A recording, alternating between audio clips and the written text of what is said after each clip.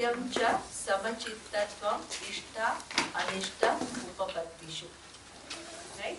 So, ishta is something which is desired by you, anishta is something which is not desired by you.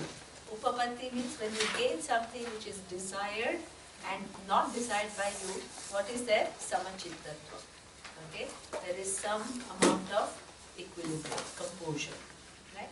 So now, if I keep on telling you, right, that be composed, it's not that easy, right?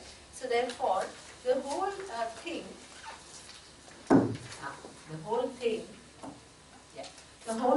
is analyze it.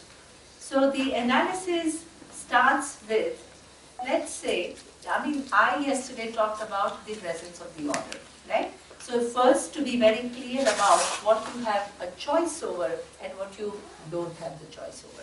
So what you have choice over is actions, but never the result, right? And these results come by what? Certain grand order.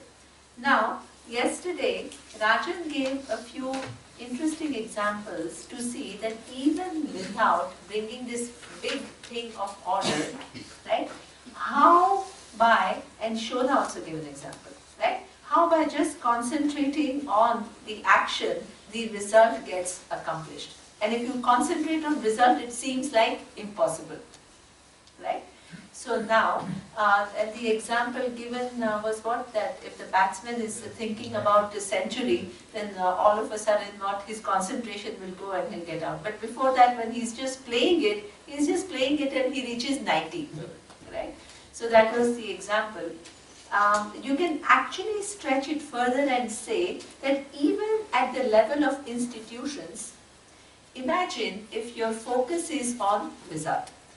Most of the corporates are focused on results, right? Now, if you are overly focused on results, what happens? Just a couple of examples, right? So therefore, there is, recently, Surya showed me an article in Times of India. Okay? The article was about the private hospitals, right? So the private hospitals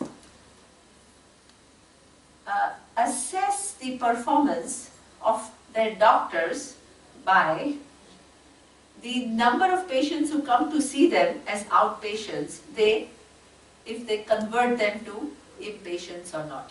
Because once they are converted into inpatients, then what happens? Revenue starts to come, right? So the more you earn for the hospital, the better performer you are, right? Because the whole thing is based on what? Result oriented. Now, imagine a doctor is put under pressure because the doctor's salary and remuneration is going to be decided by what? How many patients they convert into inpatients, right? Now, what happens is, many a times, as a result of that, what happens? They ask you to be hospitalized, do lots of tests on you, when actually it's not needed.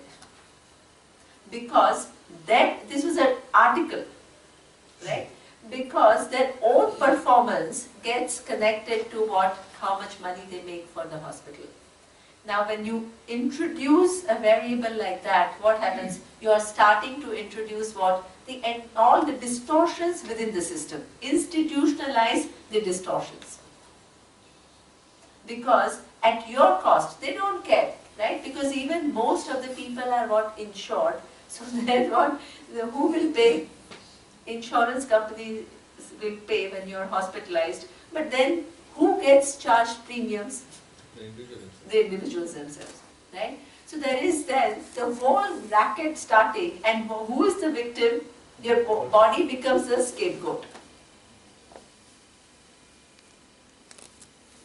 So you can see that the result orientation, the obsession with result orientation, if you don't really think about it, how many distortions it introduces.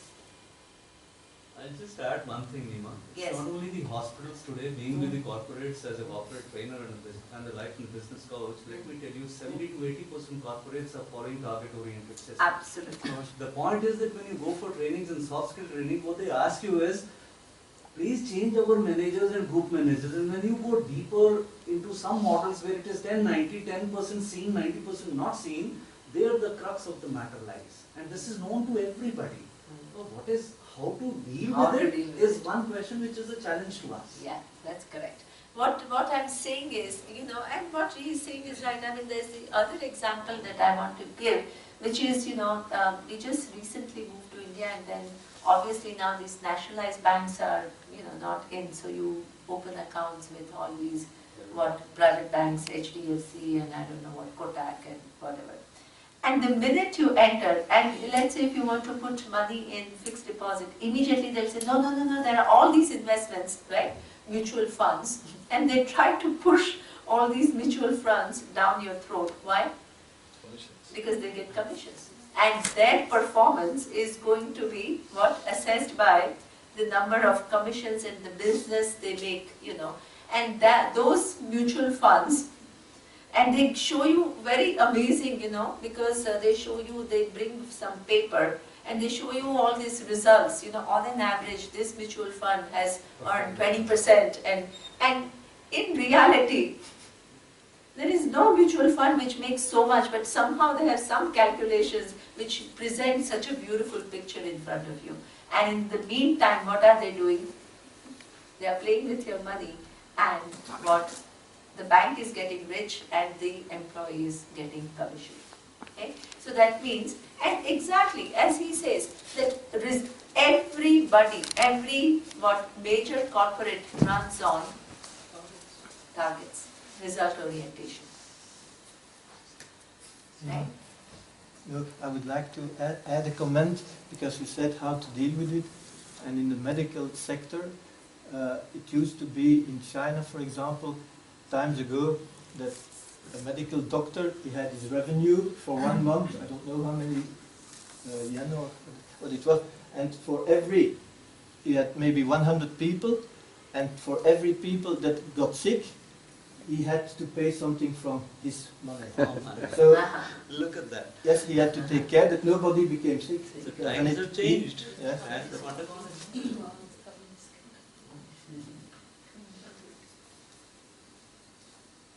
Right? And therefore, sometimes when the fundamentals are wrong, then what happens? That you put a lot of pressure. There is a competitor who has come up with better products and your profits are going down. What is your manager going to ask you to do? Push you more to meet the targets, right? And if the profitability is going down, then what? They lay off. Cut costs. So the whole system, that whole result orientation itself is a faulty system, and it is based on non-understanding of the fact that what? Karmani eva adhikaraha te ma phaleshu kadachana. That you have a choice over actions, but you really don't have choice over result of the action. If somebody asks me, so that means that if you go and say that to corporates, what will happen? All their result-oriented systems, what will happen? They'll just let people do what they want? No. They will assess them based on what? Karma. The efforts the employees are making. Right? So the whole thing becomes, instead of result-driven, process-driven. So I was just telling Rajan that, Marisa, when was it, in 2012? There was a retreat here where all these guys, one was from BCG, the other one was from McKinsey, and the third one was, I think, CEO of some company, and all three were here. And the guy who was working with McKinsey, he told us exactly the same. He said the entire performance is what? Based on whether you have reached the targets or not. If you have reached targets, bonuses. If you have not reached targets, then what? One time warning, second time warning, Third time, you're out. So people are under so much pressure, and he says, whether that reduction is because of external variables or what, they don't care. Right? So therefore, if you shift, you can't dismantle one system until you show them what? An alternative. If you don't show an alternative and you want to dismantle the system, what will happen? There will be a chaos.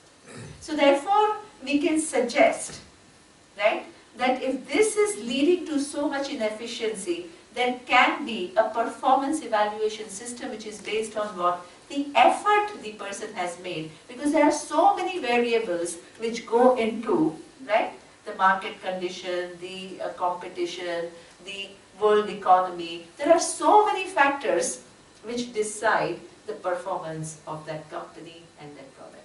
So instead of putting so much pressure on people to get, you can actually see how much effort they are making rather than what? And revising the results rather than what? Making results as the end. Because when you create a system which has no wisdom, what ends up happening? Everybody around gets stressed. Then you have to have what? Throw in money to reduce the stress level of employees, because what? There are so many external variables over which they have no control, and their performance gets what? Evaluated based on whether they have met the targets or not, which actually could be result of many other factors which are not in their hand.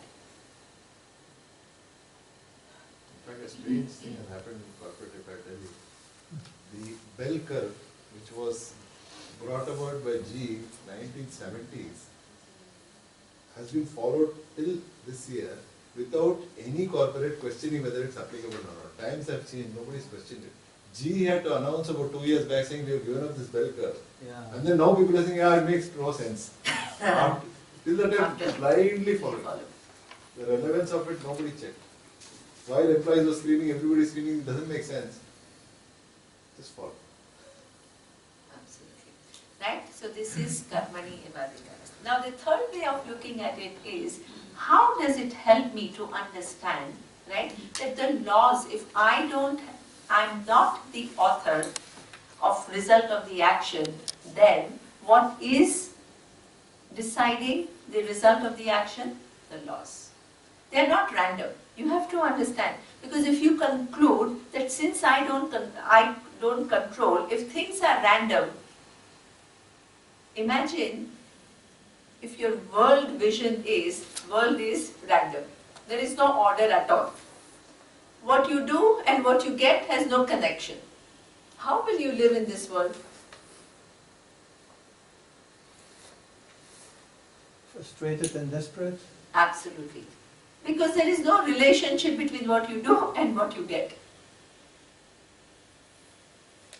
Right? So therefore, this whole vision that there is an order, which not only, as I told you yesterday through an example of this environment, right? It not only takes in consideration your inputs, it also then what?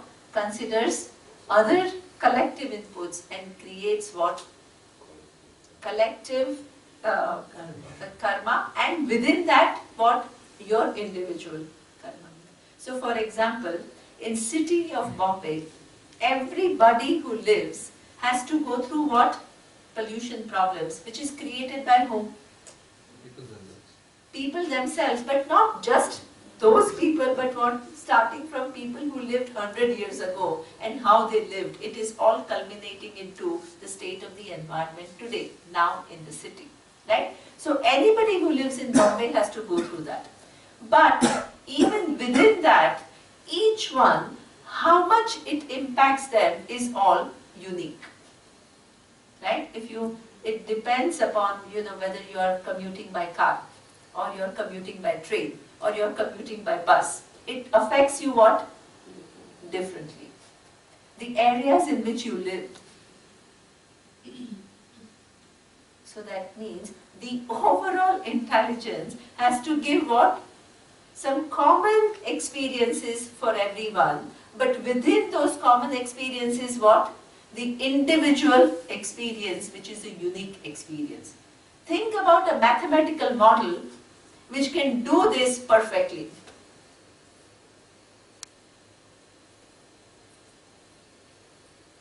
You need like a super and super and super computer. Why? Because it's not only now, but what people who have lived in the past, everything has to get its right share. And everybody has to get what? Its right experience. Mind-boggling. Sarvajna, Ishvara. It's unfathomable. You can only understand that there are laws. If you try to figure out each individual thing, it's impossible. This is why we are not Ishvara. Very importantly. Sarvajnaha, Sarvashaktiman is something else. What we are talking about is an intelligence at another level altogether.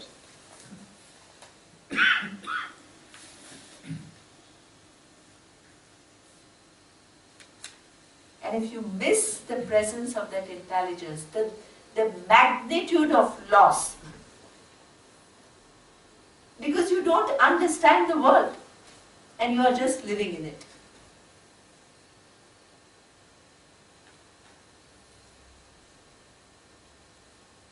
And plus, every time, if you don't understand this bigger picture, every time you perform an action,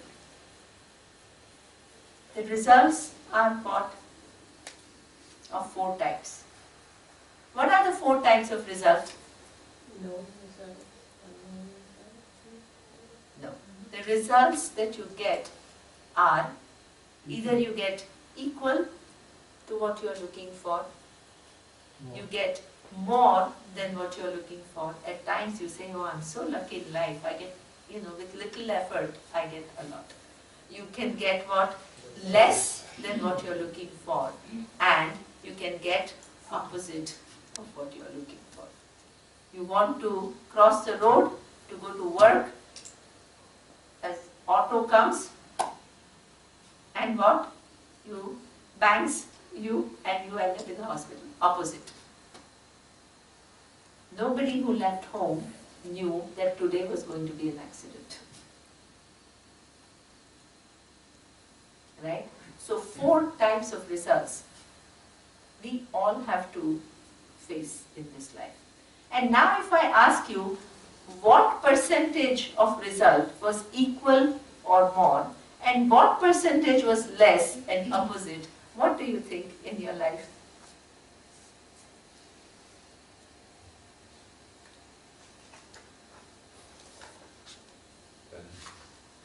That's about the highest I have heard, right? 50% of things happen equal or more than what you want, and 50% happen less or opposite of what you want. I think it even depends on where you're looking, because most of the time we do get more somewhere else, because it's not necessarily what you're doing here, you get here itself. Yeah. But our focus is always on that one thing. That one thing, yeah. But for ignoring that one thing, because that's what you're looking for, right? So that means what you're looking for, that how many times things happen exactly as you want? Huh? Sometimes, but if you were to put in terms of percentage, the highest I have heard is about 50%. So that means even if you are really successful, 50% of the things happen your way, 50 other % of the things don't happen your way. And every time things don't happen your way, not only things don't happen your way, you tell yourself something. So if you tell yourself you need to work harder, it's a healthy message. But there are not only healthy messages. What are the other messages? You're not good enough. I'm not good enough. You can't do things. You're Huh? not capable. Because of self-love. We put ourselves down, begin to see ourselves as failures. When, so that means things are not happening our way is a fact. The story I'm telling to myself when things don't happen my way is another story altogether. The story is, I'm no good. The world is unfair. I'm a victim. Right? Now, this story, it's not one time, 50% of the time, things didn't happen your way. What happens to this story? It's reinforced. It gets reinforced and becomes what? Your outlook. A fact in the statement. Yeah, your outlook in life. Which is an implicit outlook. Because nobody actually explicitly tells that, oh, I'm a failure. It's all internal messages.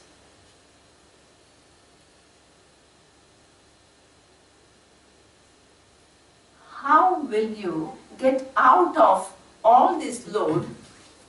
The only way is what? Not to focus on the results. No, is to understand that there is a bigger picture.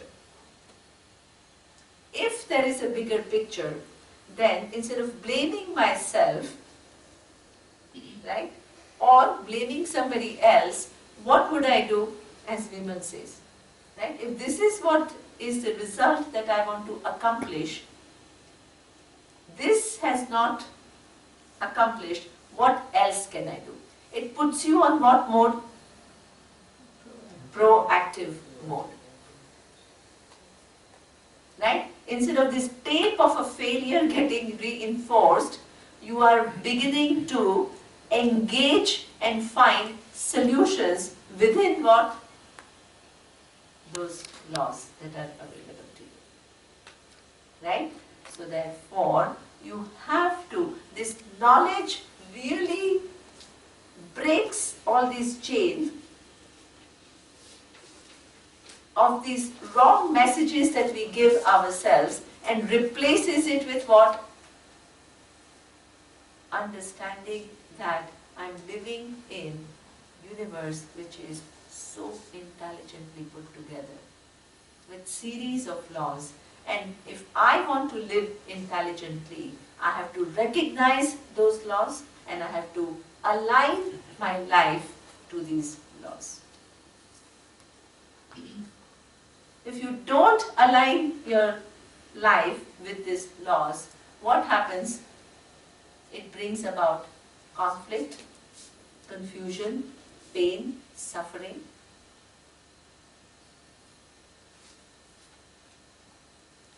Okay, so therefore, there is a very nice story that our teacher used to say, and he says, Dharma is like a tree.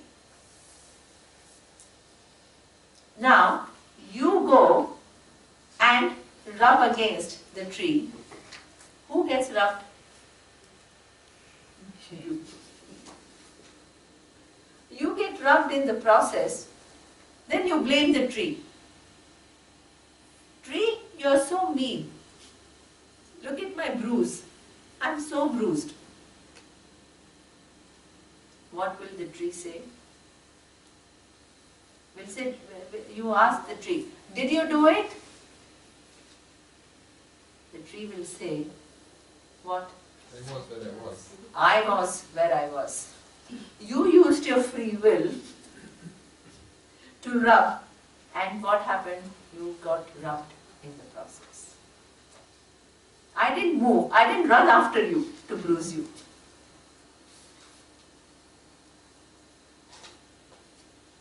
Right? So therefore, the understanding of the laws and aligning ourselves to these laws is what? Extremely important, because if you live your life ignorant of those laws and not aligned, what will happen? It will create suffering. If the results, see, please understand that unfortunately this verse is wrongly understood. This karmani eva adhikaraste, people understand as you what only think of actions, you don't think of result. That is impossible. Anytime you want to do something, you have some result in mind. That is called rational living. There is a Sanskrit saying which says, prayojanam vina mandaha api na pravartate. Mandaha means dull-witted person. Also doesn't engage in action without what? Some end in mind. Everybody has some end in mind. You came all the way here just with no end in mind. You had some end in mind. What?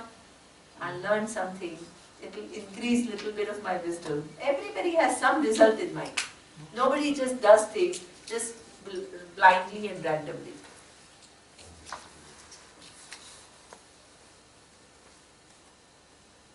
So, we are not here talking about forgetting about result, not paying attention to result. Everybody has some result in mind. But once I understand, yes, I have this result in mind, and I can only perform actions that is within my capacity, but the result is taken care of by these laws, then what will I do? If things didn't come the way, I'll try to what? Perfection, my action. Exactly. Try to find ways with my actions as to and understanding how the law operates, align with it and get what I'm looking for. It also allows you to learn from the And learn from the mistakes. mistakes. The learning is also. Absolutely. The whole life is converted into what? Proactiveness on one hand and learning on the other. What you cannot change, you learn from. And proactiveness to change what you can. Surya's morning meditations.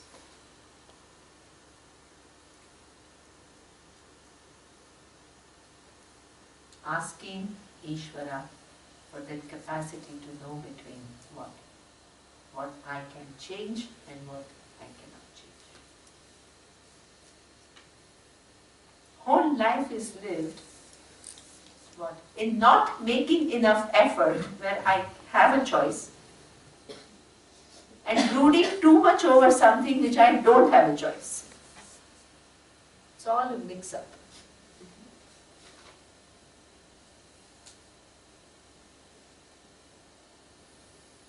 This is not an advice, it is a huge thing to understand about the nature of realities.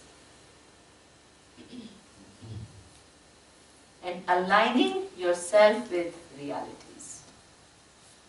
It's not some little advice. This aligns perfectly with the serenity prayer. It says, God grant me the serenity to accept the things I cannot change, the courage to change the things I can, and the wisdom to know the difference. Wonderful. Exactly. Absolutely. So Surya actually, when we do some corporate seminars, Surya actually makes them write what they can change and what they cannot change. Because there is so much confusion, people don't know. The more you have clarity about that, you can navigate your life so much more intelligently. And you don't waste your time on things that you don't change. And you become proactive about things that you can change.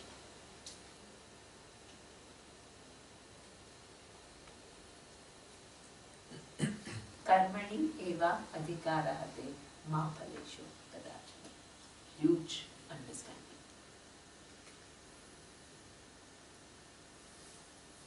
Okay? Without which we make efforts in wrong directions and get nowhere and get frustrated. Right? So therefore, this is that is what leads to samachittatva. Samachittatva means things are in order. Things are not unfair when things don't happen my way. When things are in order, then I'll try to recognize the order and find a way within that order. That's what gives me the equilibrium. Okay? Now, The next one is Maicha Ananya Yogena Bhakti Avyabhichari. This is a beautiful thing. Avyabhicharini Bhakti, unswerving devotion to me. Okay? Now, this morning class, there was this whole big people wanted to know about devotion, right? Bhakti. How does it figure in this whole, what I have explained to you up to now? Where does it figure?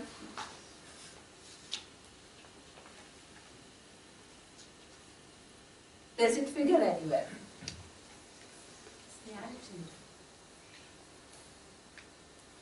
Attitude towards Devotion to the cause of finding your truth within yourself.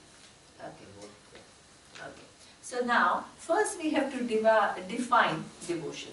What is devotion? The highest form of love. True. Surrender. Love towards whom? Surrender.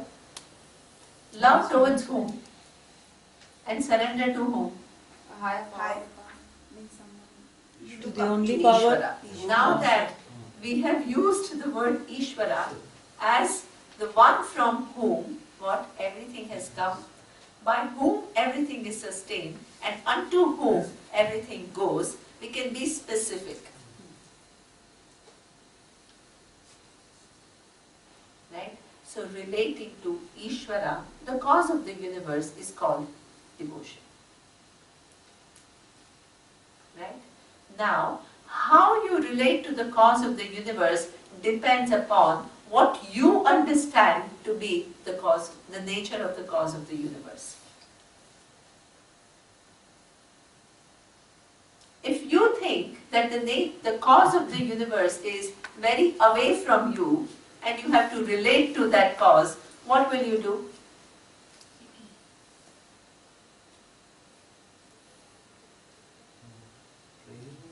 You will pray to somewhere out.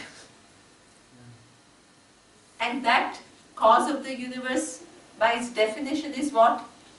Very big. And who are you? Small. And you are stuck in a relationship with what? Something very big entity who has so much more power over you, and you, the minuscule entity who is totally in the hands of that bigger power. And this is the reality, if you think that this is away from you. Then, the relation, how would you relate? To everything around you. Humble. Humble. You are so big. I am a small Subservient. fry. Excellent. Subservient or something. Excellent. Right? If this is your vision of Ishvara, excellent, Alok. You are subservient. You are afraid. You are so afraid. Because you are in the hands of somebody Helpless. and you are totally helpless. So you have to please. Right? So therefore, this is a start of a relationship. If it is not humility and you are talking to this person, Ishvara or nature one-on-one, then what happens? 1 minute. I will talk about it.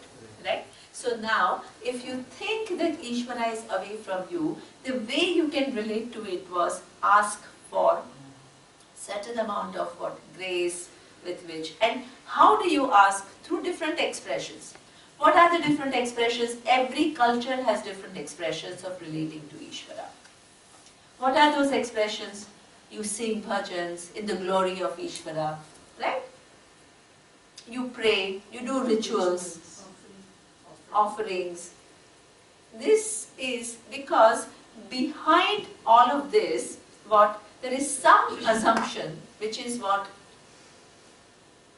Ishvara is away, you are at the mercy, and you have to do all of that, and that is the only way to devote to Ishvara. It assumes you are not connected, and every time you do this, then the connection you establish. Exactly. So that means you are in connection with Ishvara only when you are praying, right? Excellent, Rajan. Only when you are praying or you are doing a ritual or you are actively doing japa, that is the time. When you then begin to work and all, for you, is it connection to Ishvara? Then it is disconnect. Somebody else has taken over that. Now somebody else has taken over. What has taken over? My boss has taken over, my wife has taken over, my whatever. Whatever I am doing, that has taken over. So Ishvara is formless, right? No form. But in No. Bhagavad Gita, is Krishna a manifestation of Ishvara? So that in Bhagavad Gita, Lord Krishna is presented as an avatar. But I don't want to explain what is avatar and all because that's really not the topic. But for us, as I told you, Ishvara is not just the formless, that is the essential nature of Ishvara. But Ishvara with reference to, that is Brahman. But Ishvara is what? Sarvajnaha Sarvashaktiman. The all intelligence which pervades the whole universe in form of what? All laws and all the objects which are governed by laws. That's what we saw in the morning. Essentially it is formless, but in the manifestation, where do you see the presence of Ishvara? How do you see the presence of Ishvara? In everything. In everything. In everything means what? Nature, yourself, in objects, In time, everything. space, Also. everything. Excellent, excellent. There are temples in South India.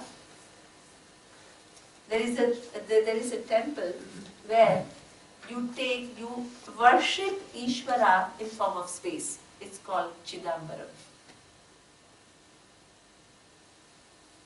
One of the biggest temples in India. There is a temple in India where you worship Ishvara as time, Kalahasti.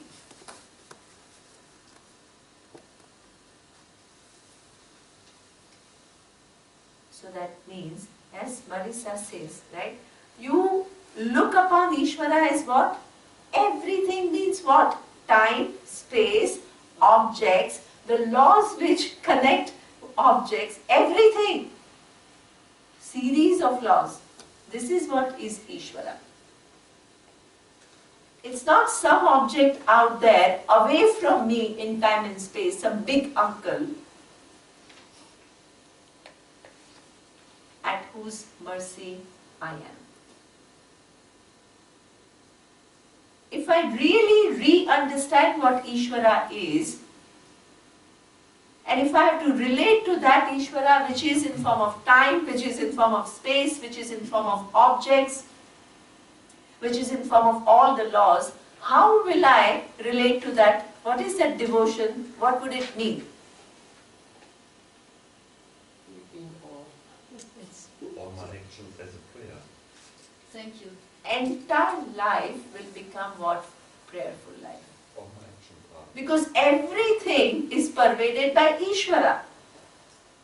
So that means if I'm going to work and if I'm dealing with my employees, am I inside Ishvara or outside Ishvara? With this new understanding, every object is Ishvara. Me, the person who is dealing with that object is Ishvara. The choices that are given to me as to how I deal is given by Ishvara. The dharma which is supposed to guide me in that interaction is manifestation of Ishvara.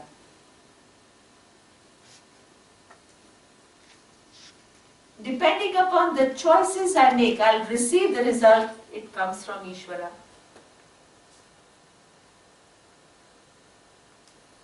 When I get things or when I don't get things, certain emotions arise in my mind. That is what? Manifestation of psychological order, which is also one of the manifestation of Ishvara. When my emotions are in disorder, my capacity to bring them back in order that possibility is also within Ishvara.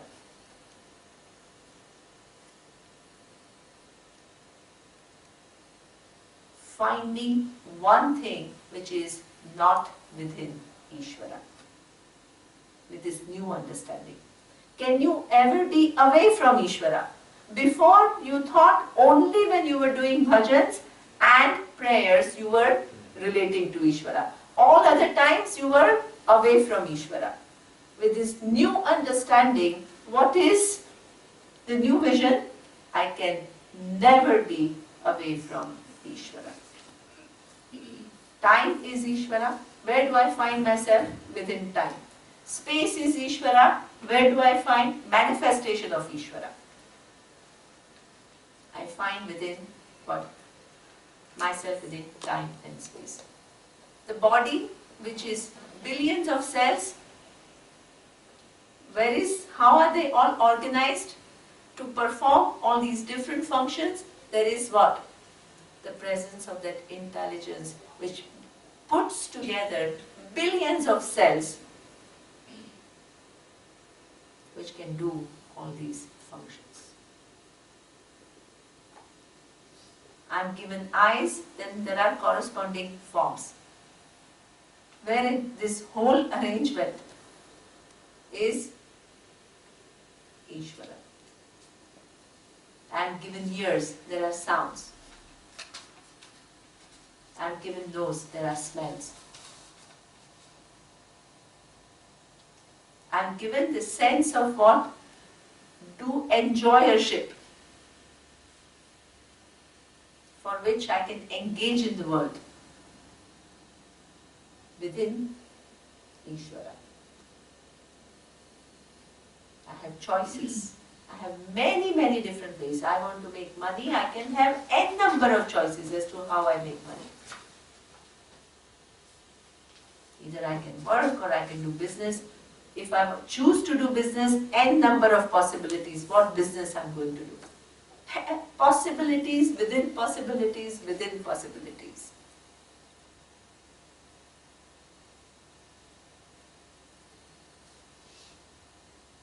Then if I do one business, I again have to choose whether I'm going to follow ethics or not.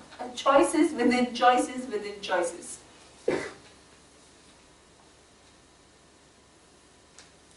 If I'm oblivious to the presence of Ishvara, which is all pervading, how many people live their life? It is interesting because Utah in the morning, after teaching of Vedanta, it seems so obvious that that presence which is intelligence is everywhere. But if you really think about it, how many people live with this understanding that that intelligence is everywhere? How many?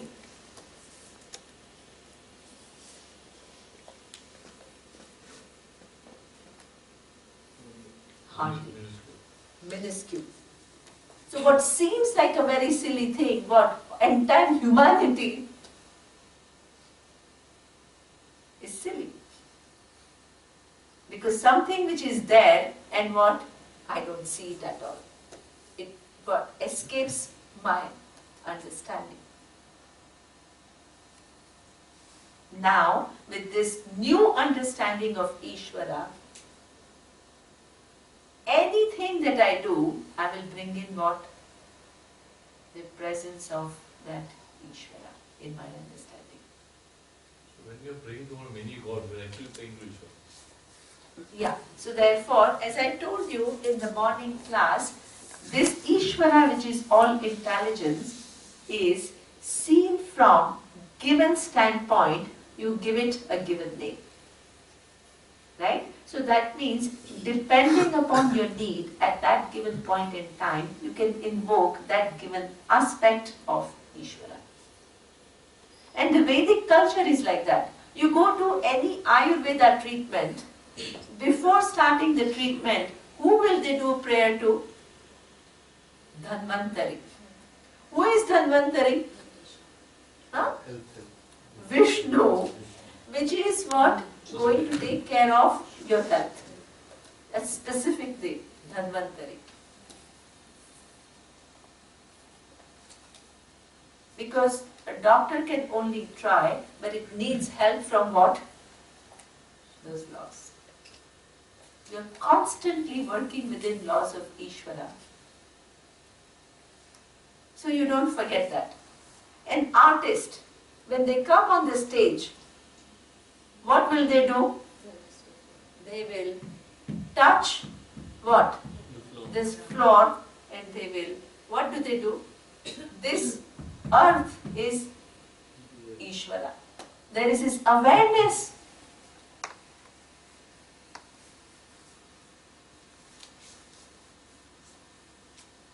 Any program starts, light a lamp. What is that? Invoking grace of Ishvara. Vedic culture implicitly shows you infinite ways of what? Relating to Ishvara. There is not only one way. Everything you do, there is this awareness of that intelligence. You get up in the morning, you look at the sun, you what? Recognize You intelligence. pray to that intelligence who makes your life possible. You are at the banks of Ganga. It is amazing. All these village ladies, they have no understanding of Vedanta. But every morning they come and they do their little light and show it to Gangaji and have so much devotion. Simple people.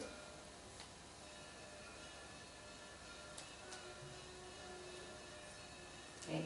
So therefore, in every act, all the songs, all the classical music that you see, mostly it is all what?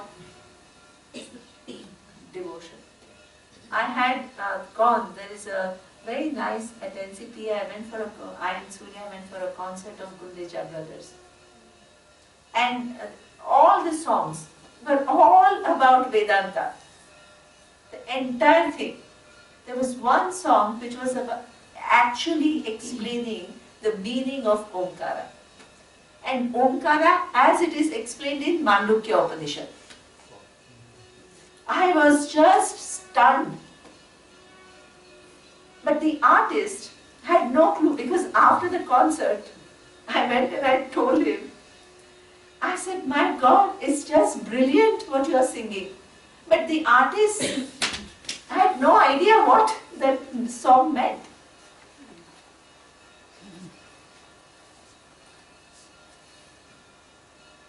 The whole culture celebrates what? Ishvara, the presence of Ishvara everywhere. That is so embedded in the psyche. This is why Surya, when we were in Bangkok, went to see a movie, right? Where they showed that small villages in rural areas, remote areas, where all these panwalas and all those people, they sit at night and they sing Kabir bhajans, Kabir Doha. And what does that Kabir Doha say? All about Ishvara being everywhere.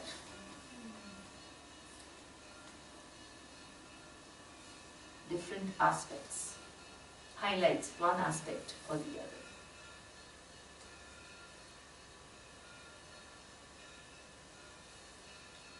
So therefore, this whole devotion has to undergo what?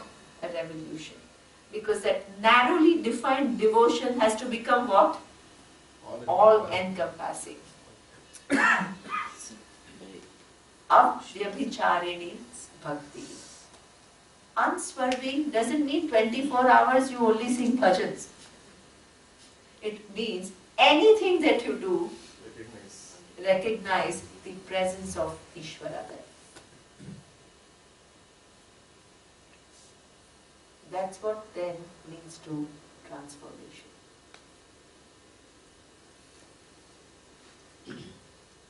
every morning. Our teacher used to say, right? After taking bath, you put tilak. Why do you put tilak? Because you consciously recognize that this body is one of the manifestations of divinity.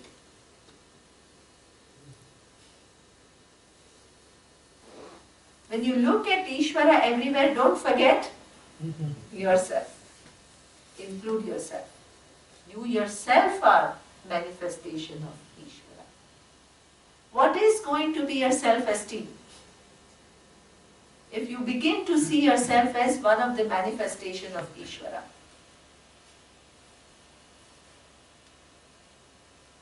Your self-esteem is not going to depend upon whether you wear designer clothes or how high heels you wear.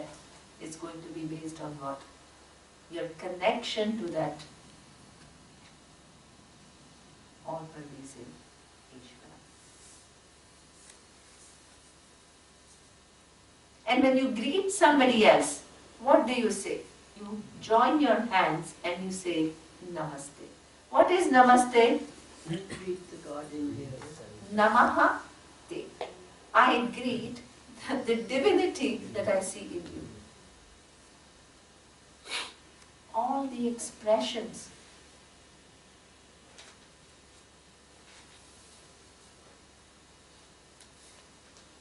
This is Vedic culture.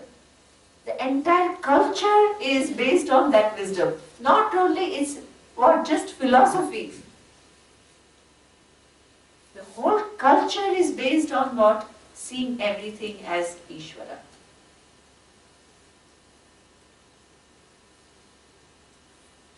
Every form.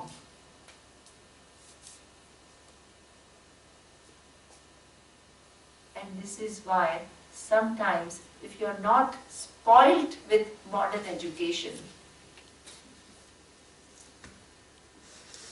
you live that vision so much more simply. You may not have all these sophisticated arguments and all the understanding. You may not know Upadanaka Abhinna Nimitta Upadana Karana Sarvajnaha Sarvashaktiman Ishvara.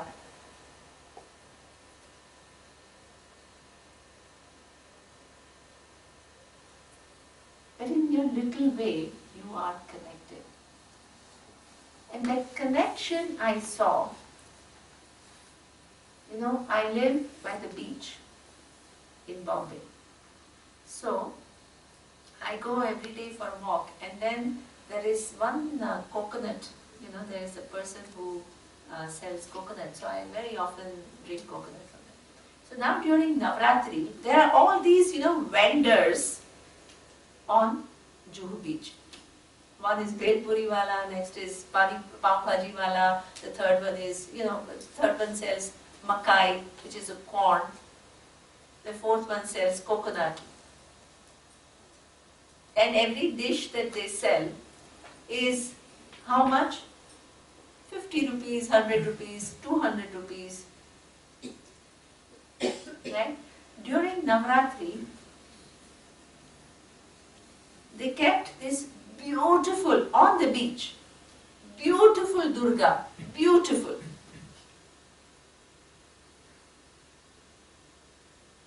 They got together, all these vendors, and they put Durga. And on the beach, they every night, for 9 days, they did Adhyatma. On the 9th day, which was the last day, they did Samashti Bhandara. Samashti Bhandara means whoever was coming on Juhu beach, they will feed them free. Vendors who are selling you little makai and coconut and all. The kind of generosity that I saw, the kind of bigness I saw, the kind of connection they had with everybody. They didn't even know who was the passerby. They were actually calling everyone and feeding them.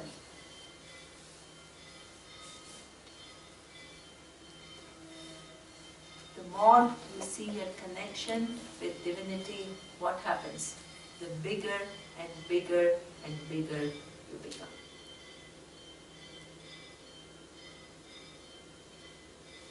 Before, when you see somebody at a party who's more beautiful, what does it do?